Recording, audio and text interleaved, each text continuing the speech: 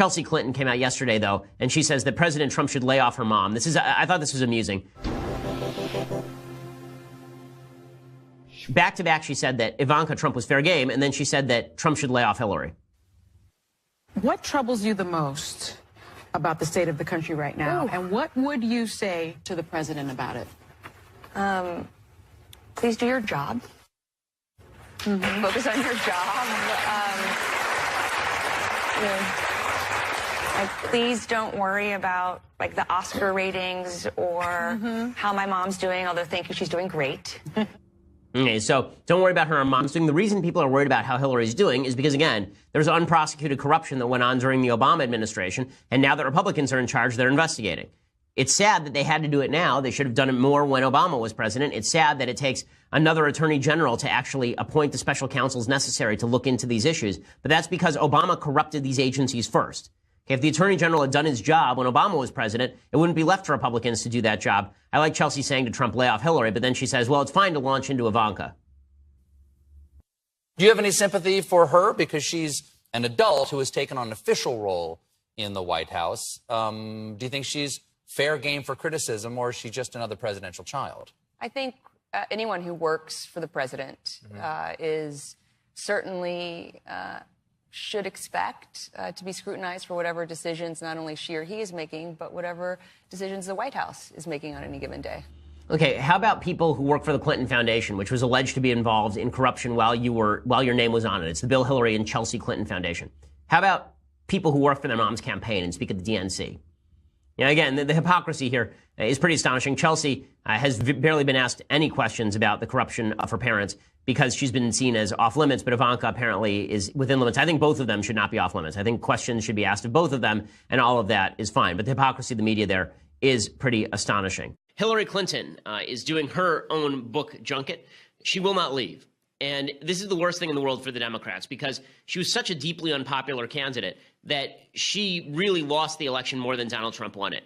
And I say that, you know, knowing that Trump may have been the only Republican candidate who could beat her. That's not a rip on Trump. This is just to point out how unpopular Hillary Clinton was. She won fewer votes in Michigan than Donald Trump won fewer votes in Michigan and won the state than George W. Bush won in 2004 in Michigan, and George W. Bush lost the state of Michigan. That doesn't demonstrate a vast Trump movement. It demonstrates everyone dislikes Hillary Clinton. Same thing in Wisconsin. Mitt Romney actually outperformed Donald Trump in Wisconsin in 2012. Mitt Romney lost the state. Trump won the state. Why? No one showed up to vote for this lady. No one showed up to vote for her. So she now comes along, and she is going to give her explanation for why she lost. And naturally, the explanation for why she lost is because everyone is mean to her. It's just the end of the world. Everyone is cruel and mean and vicious. Her book came out yesterday, and apparently it is a heaping pile of garbage. There are amusing parts of it. I will admit, I've read some of the sections of it. I haven't had a chance to pick it up as of yet. It's been a bit of a busy week. And, I mean, frankly, if I can somehow put it off to the point where it becomes irrelevant to the news, that'd be great, because I would not want to spend 4 hours reading her book. But she is blaming everyone. I think my favorite part of this book is there's a quote that came out from her book that is just astonishing, where she just completely misses how it is that the Orwell novel 1984, what it was about. So she actually writes this in her book. Attempting to define reality is a core feature of authoritarianism. This is what the Soviets did when they erased political dissidents from historical photos. This is what happens in George Orwell's classic novel 1984, when a torturer holds up 4 fingers and delivers electric shocks until his prisoner sees 5 fingers as ordered. The goal is to make you question logic and reason and to sow mistrust. For Trump, as with so much he does, it's about simple dominance. So she basically says that the big problem with 1984 is that it's supposed to make you distrust, that Trump's shtick is to make you distrust the press and the authorities, just like in 1984, which is not what 1984 is about. That's about why you should not trust the press and the authorities. The entire book is about not trusting the press and the authorities. But Hillary Clinton is nearly as bad at literary analysis, apparently, as she is at things like running for office. Okay, so here is Hillary doing her shtick. She first of all rips the press. She starts off with, it's the press's fault. It's all the press's fault. They were just mean to me. If they hadn't been so cruel, then I would have won this election. But I don't think the press did their job in this election, with very few exceptions. So the hard questions about what was real and what was realistic and what could happen with the right kind of election outcome were never really joined. And so I found it frustrating, obviously, because I think I could have defended and lifted up a lot of what I believed we could do. But really, Ezra, when you get 32 minutes in a whole year to cover all policy, how does that work? Okay, so it's all she wanted to talk policy, but the media were just too mean. Now, what's hysterical about this is that essentially what Hillary Clinton is doing is she's saying the entire 2016 election was, wait for it, fake news, right? She's suggesting that the media didn't do their jobs. The media were all part of this evil conspiracy to stop her. Now, I remember when there was a guy named Donald Trump, and he said this all the time and continues to say it all the time. And the media say, how dare Trump? How dare he insult us this way? But Hillary Clinton says the same thing, and they just sit there and take it. Well, she's probably right. Maybe we didn't do our jobs this time. Maybe we should have been more sycophantic. The big problem for Hillary Clinton and the Democrats is that the media were so sycophantic during the primaries, they refused to acknowledge what a bad candidate she was. So by the time she was exposed to the light of day, she just withered in the light of day. If the media had been honest about what a terrible candidate she was early on, the chances that she would have not won the nomination would have been exceedingly low. I mean, the media bias is always to the left. The best example of this today, there's an amazing tweet from a guy named Chris Chaliza over at CNN. Sometimes I think Chris Chaliza does some interesting stuff, but he tweeted something today that's just incredible. Here's what he tweeted, quote, "The Today Show did Ted Cruz porn video and Seattle mayor resignation in its first 10 minutes. Banner day for politicians." Okay, why do I bring this up? Because when he says the Today Show did the Ted Cruz porn video and Seattle mayor resignation, you have to understand what those stories are to understand how biased the media is. Hillary says the media are biased against her and Democrats. Okay, that's insane.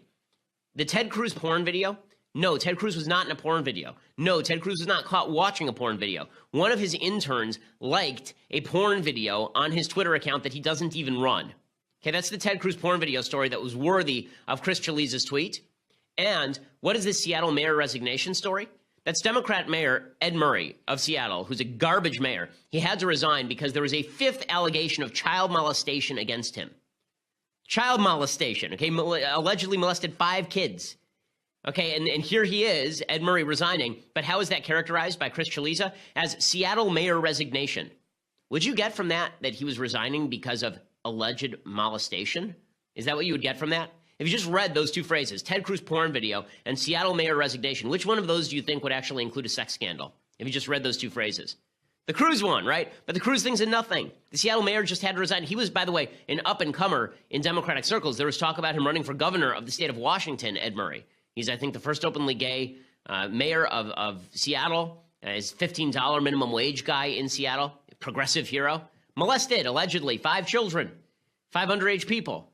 And Chris Chaliza characterizes that as Seattle mayor resignation. But no, we're supposed to believe that Hillary really, she was the one who was treated roughly by the media. Not Republicans, not Trump. It was really Hillary Clinton. Then Hillary said, you know who else is to blame? You know who else is to blame for all of this? I'll tell you. It was James Comey. James Comey was so mean. Here's Hillary Clinton explaining. I believe, absent Comey, I might have picked up 1 or 2 points among white women. I'll give you the example I use in the book. So before the Comey letter on October 28th, I was 26 points ahead in the Philadelphia suburbs. That could have only happened if I had a big vote from women, Republican women, independent women. A week later, 11 days later, I win the Philadelphia suburbs by 13 points. I needed to win by 18 points to be able to counterbalance the rest of the state. That wasn't just me. That's how Democrats win Pennsylvania in presidential campaigns. It stopped my momentum, and it hurt me, particularly among women. And I have so much anecdotal evidence for this. And now researchers are starting to pull some of this together. You know, all of a sudden the husband turns to the wife. I told you, she's going to be in jail. You don't want to waste your vote. You know, the boyfriend turns to the girlfriend and says, she's going to get locked up. Don't you hear? She's going to get locked up. I mean, all of a sudden it becomes a very fraught, kind of conflictual experience. What I love here also so is the statement from Hillary Clinton here that it's all the evil men who are telling their women, these stupid women. If only the stupid women wouldn't listen to their men. It's their men who are turning them and saying, she's going to be locked up. And the women are going, oh, darling, okay, I guess I won't vote for her anymore. Like, that's how Hillary Clinton actually pictures her own female voters.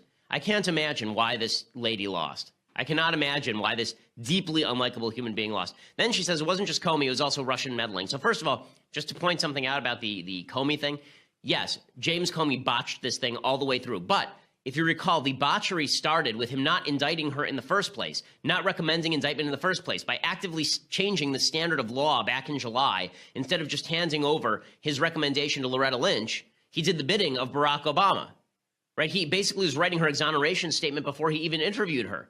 You don't get to complain about James Comey when it's James Comey's fault that